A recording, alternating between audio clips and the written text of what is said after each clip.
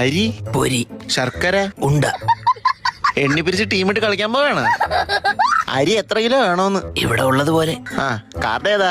IPL, APL. പുഴുക്കലരി വേണ്ടേ? പുഴുവും കല്ലും വേണ്ട, അരി മാത്രം മതി. ആ, കുപ്പി കൊണ്ടുവന്നിട്ടുണ്ടോ? അതമ്മ പറഞ്ഞില്ലല്ലോ. ഏതാ, ജവാനാണോ? മണ്ണെണ്ണയ്ക്ക് കുപ്പി കൊണ്ടുവന്നിട്ടുണ്ടോന്ന്? അതായിരുന്നു. അതുണ്ട്. ഞാൻ വിളിക്കാടി ചക്കരേ. പഞ്ചാര അല്ല, പഞ്ചാര ഇല്ലേന്ന്. ഓ ഉണ്ട്.